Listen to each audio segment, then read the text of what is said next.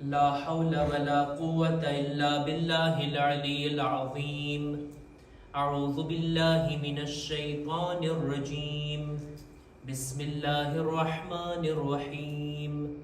الحمد لله الذي جعل الحمد مفتاحا لذكره وسببا للمزيد من فضله ودليلا على آلائه وعظمته. ثم الصلاة والسلام والتحية والإكرام على خير خلقه وأفضل بريته حافظ سره ومبلغ رسالاته الذي سمي في السماء بأحمد وفي الأرض بأبي القاسم محمد.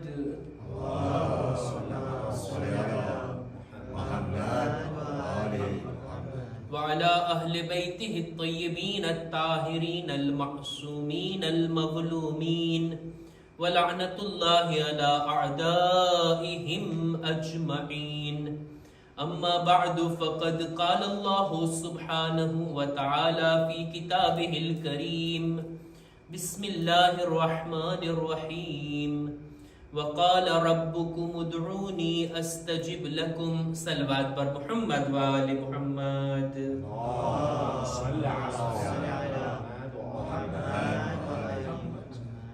શબ જુમા કે જે દુઆઓની તૌબા કરવાની, અલ્લાહની બંદગી કરવાની આ શબ છે અને ખુદાની આપેલી તૌફીકથી આપણે બધા શબ જુમામાં ફર્શ અઝા પર આવીને આટલી ઇબાદતો બાદ મહત્વની ઇબાદત કે જે મજલિસ ઇમામે હુસૈન છે તેમાં આપણે શરીક થયા છીએ.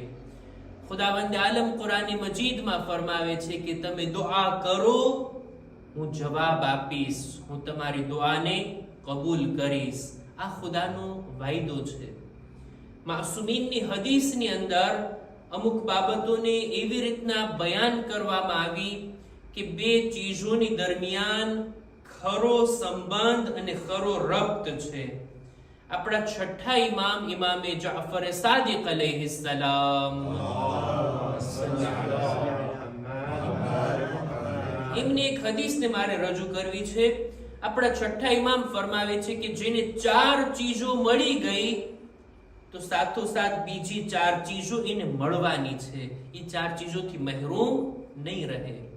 એટલે આ ચાર બાબતો અને સામે બીજી ચાર બાબતોની દરમિયાન એક ખરો સંબંધ છે, એક ખરો રબ્ત છે. આ બંને ચીજો એકબીજાથી જોડાયેલી છે એને ઇમામ બયાન કરે છે.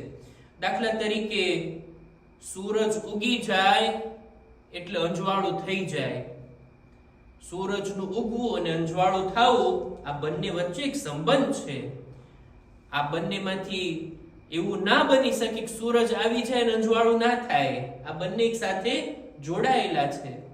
આગ છે તો ત્યાં પછી ગરમી પણ છે. 100 ડિગ્રી ઉપર જો પાણી ગરમ થઈ જાય તો એ ઉકળવા લાગે. આ બંને બાબતો વચ્ચે કઈ રબ્ત છે, કઈક જોડાયેલી છે આ બાબતો. એવી જ રીતના ચાર બાબતોને ઇમામ બયાન કરે છે કે આ ચાર બાબતો કોઈને અતા થઈ તો સમજી લેવું આ ચાર ચીજોથી પણ એ મહેરૂમ નથી થવાનું. એની અંદર સૌથી પહેલી ચીજ મૌલા ફરમાવે છે કે મન ઉઅતિયત દુઆ લમ યુહરમિલ ઇજાબા. કોઈને દુઆની તૌફીક થાય તો પછી બની નથી શકતું કે એની દુઆ કબૂલ ના થાય. ઇજાબતથી એ મહેરૂમ નહીં રહેશે. દુઆ કરશો, દુઆ કબૂલ થશે. આ બંને ચીજો એકબીજાથી જોડાયેલી છે. એવું બની જ નથી શકતું. બંદો દુઆ માટે હાથ ઉઠાવે, ખુદાની બારગાહથી કઈ તલબ કરે, કઈ માંગે અને ત્યાંથી અતા ના થાય, ઇમામ કહે છે એવું બની જ ના શકે. આ શક્ય જ નથી. આ બંનેની વચ્ચે એક સંબંધ છે, જોડાયેલું છે. પણ એટલું તો ખરું છે કે ખરેખર દુઆ કરવામાં આવે. જેવી દુઆનો હક છે એ રીતના દુઆ માંગવામાં આવે. અફસોસની સાથે કેવું પડે છે, રાપેલ તો કરવી પડે ને. એવી રીતના દુઆ નહીં જેવી રીતના નોર્મલી આપણે ત્યાં થતી હોય. 10-20 લોકો, 25-50 લોકો બેઠા હોય, એક માણસ દુઆ પડે છે, શરૂ કરીને દુઆ પૂરી થઈ ગઈ અને બધા સલવાત પડી લીધા. શું આ દુઆ થઈ? ઇન્સાફથી મને કયો છે, દુઆ થઈ? શબે જુમા છે તો પછી દુઆએ કુમૈલ પડાવી જોઈએ. બધા લોકોને કિતાબ ખોલીને દુઆ પડવી જોઈએ. બધાના પોર્ટેબલમાં, બધાના મોબાઈલમાં દુઆ છે. દુઆની કિતાબો માશાઅલ્લાહ અહીંયા છે, બેસીને પડે. જો પડી નથી શકતા, હાથમાં નથી કિતાબ દૂર છે આપણાથી, અથવા તો પડવામાં મન નથી લાગતું, તો બેસીને તવજ્જોથી દુઆને સાંભળે. દુઆના શબ્દોને દિલો દિમાગને હાજર રાખીને સાંભળે. જ્યાં દુઆયા જુમલા હોય ત્યાં ઇલાહી આમીન કહે. ખુદાના નામ જ્યાં આવે ત્યાં એ નામને તવજ્જોહની સાથે લે. આને કહેવાય દુઆ. નહીતર એક માણસ દુઆ પડી નાખે અને દુઆ પડાઈ ગઈ, આપણે શું કરતા હતા? બારીને વાતો કરતા હોય. આ દુઆનો એહતરામ છે. દુઆ થતી હોય અને હજી તો હું રાહ જોઉં, હજી તો દુઆ ચાલે છે, થઈ જાય પછી હું આવું.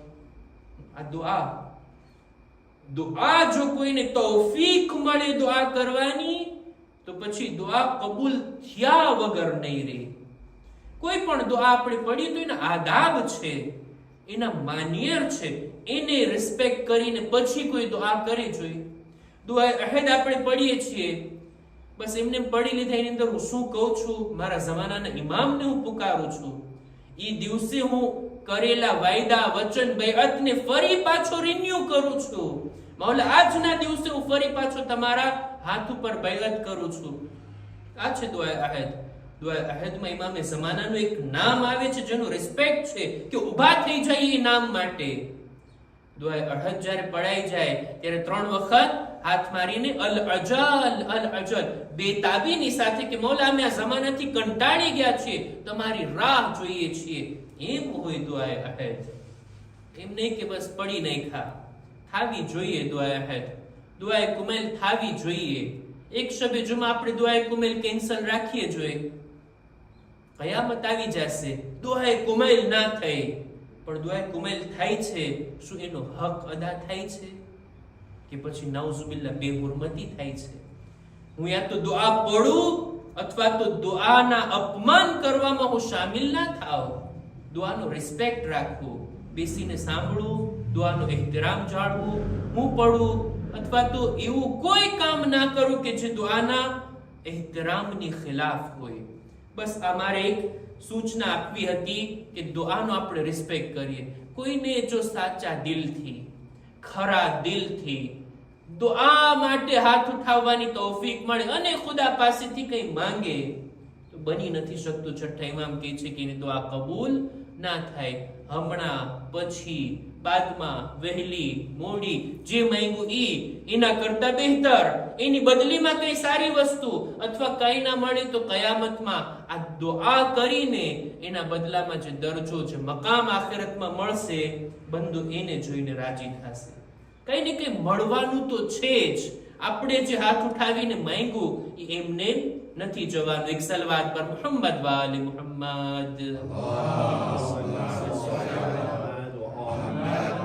આ પેલી ચીજ મૌલા ફરમાવે છે, 4 બાબતો એવી છે કે જેના અંદર જે એને મળી ગઈ તો બીજી 4 ચીજોથી મહેરૂમ નહીં થાય. પેલું છે દુઆ કબૂલીથી મહેરૂમ નહીં થાય. વમન ઉઅતિયલ ઇસ્તિગફાર લમ યુહરમ તૌબા.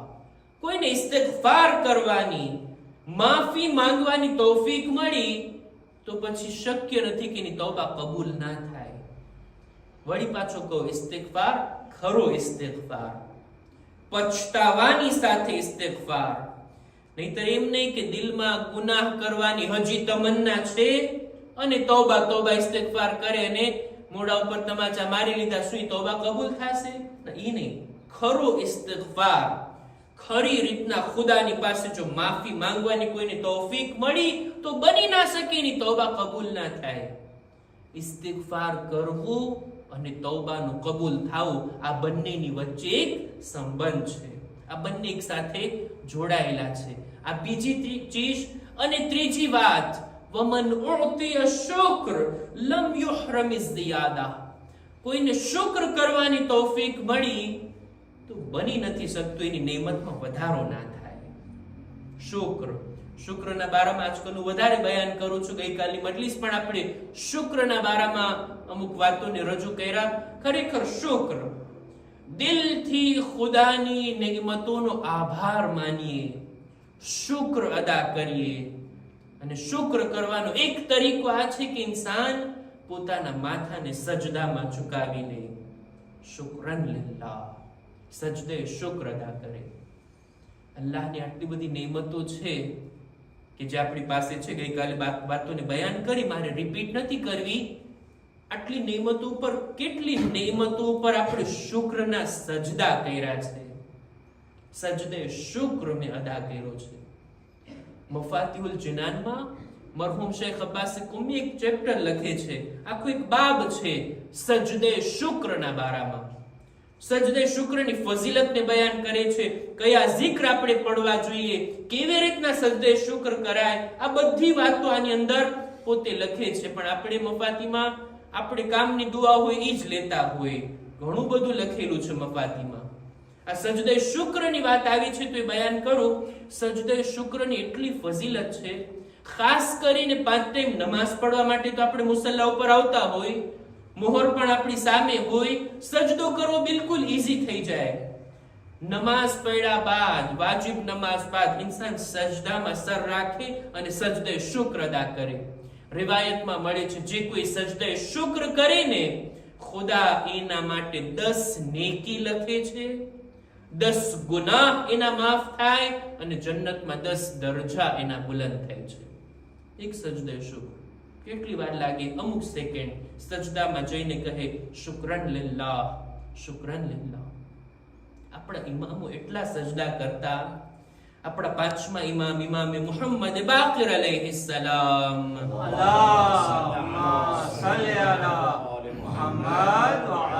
રિવાયતમાં બયાન કરે છે કે મારા બાબા એટલે કે ચોથા ઇમામ જ્યારે પણ અલ્લાહની કોઈ નેમત એમને મળતી, પરબારા સજદે શુક્ર અદા કરતા. કોઈ આફત, બલા, પરેશાની ટળી જાતી, એ બલાના જાવાના કારણે ઇમામ સજદે શુક્ર અદા કરતા. વાજિબ નમાઝો બાદ સજદે શુક્ર અદા કરતા. ક્યારેય પણ કુરાની મજીદની તિલાવતમાં ઓલા વાજિબ સજદા આવે ત્યાં તો સજદો કરો વાજિબ, પણ કોઈ પણ આયતમાં સજદાનો ખાલી ઉલ્લેખ હોય ને તો પણ ઇમામ સજદાને યાદ કરીને સજદો કરતા. ક્યારેય પણ કોઈ બે લોકોની દરમિયાન ઇસ્લાહ કરાવવામાં, સમાધાન કરાવવામાં તેઓ કામયાબ થઈ જતા, ખુદાની શુક્ર કરવામાં, ખુદાની સામે સજદામાં સરને ઝુકાવી દેતા. ખુદાએ તે તૌફીક આપી, મેં બે લોકોને મેળવી લીધા. ઇમામ પોતાના બાગની અંદર જાતા, એક એક ઝાડની નીચે સજદે શુક્ર અદા કરતા. એટલે જ ચોથા ઇમામનો લકબ છે ને સૈયદુસ સાજિદીન, સજદા કરવા વાળાઓના સરદાર. ઇમામના એક એક અંગ ઉપર સજદાના નિશાન હતા અને એ દેખાઈ આવતા હતા કે ઇમામ આટલા બધા સજદા કરે છે. સજદે શુક્ર. રસૂલ ખુદા સલ્લલ્લાહુ અલૈહિ વસલ્લમ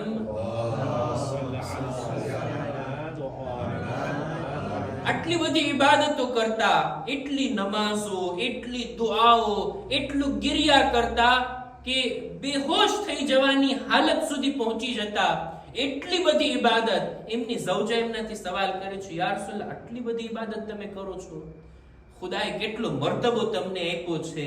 ત્યારે રસૂલ શું કહે છે? અલા અકુના અબ્દન શકુરા, શું હું અલ્લાહનો શુક્રગુજાર બંદો ના બનું? આટલી નેમતો આપીશ તો હું પણ એટલી બધી ઇબાદતો કરું, ખુદાની બારગાહમાં આટલા રૂકુ અને સજદા કરું.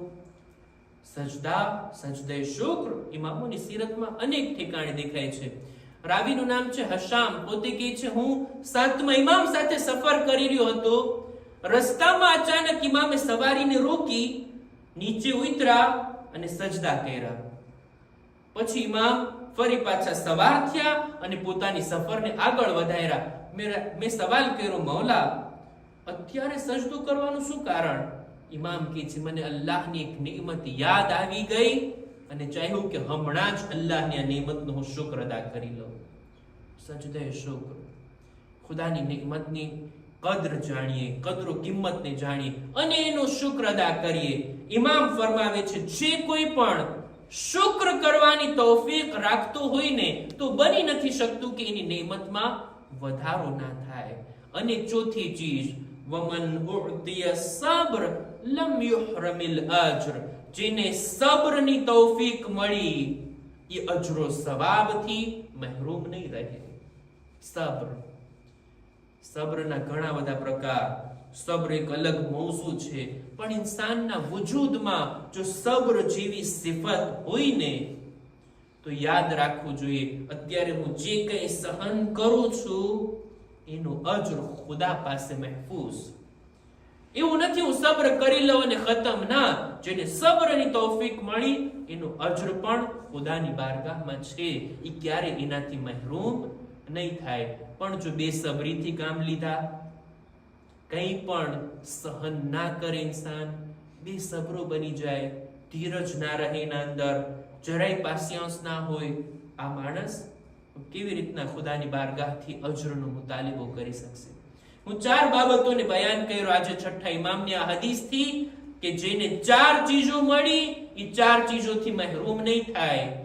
જેને દુઆની તૌફીક મળી એ ક્યારેય કબૂલી દુઆથી મહેરૂમ નહીં થાય. જેને ઇસ્તિગફારની તૌફીક મળી ક્યારેય એ તૌબાની કબૂલીથી મહેરૂમ નહીં થાય. જેને શુક્રની તૌફીક મળી એની નિમતમાં ચોક્કસ વધારો થશે. અને જેને સબ્ર કરવાની તૌફીક મળી એનો અજર ખુદા પાસેથી એને જરૂર મળવાનો છે. બસ અઝીઝો, હું વાતને અહીંયા જ પૂરી કરું. શબે જુમા છે, અય્યામે અઝાની આખરી શબે જુમા. ગમના દિવસો હવે પૂરા થઈ રહ્યા છે. 8 રબીઉલ અવ્વલ સુધી આપણે અહેલે બેતના ગમમાં ગમગીન અને સોગવાર હોઈએ છીએ. આ દિવસો એ દિવસો છે કે જ્યારે મદીનાની અંદર અહેલે બેત ઉપર મુસીબતના દિવસો હતા. જ્યારે પણ કોઈના ઘરમાં ઇન્તકાલ થઈ જાય તો આદાબ ઈ છે ને કે સાહેબે અઝાના ઘરમાં ચૂલો ના સળગે, બીજા લોકો એના માટે જમવાનો બંદોબસ્ત કરે, કારણ કે આ લોકો અઝાદાર છે. બીબી ઝહરા પણ સોગવાર હતા. પણ શું જોવામાં આવ્યું? રસૂલની રહેલતના અમુક દિવસોમાં જ બીબી ઝહરાના ઘરથી ધુવાડો બુલંદ થાય છે.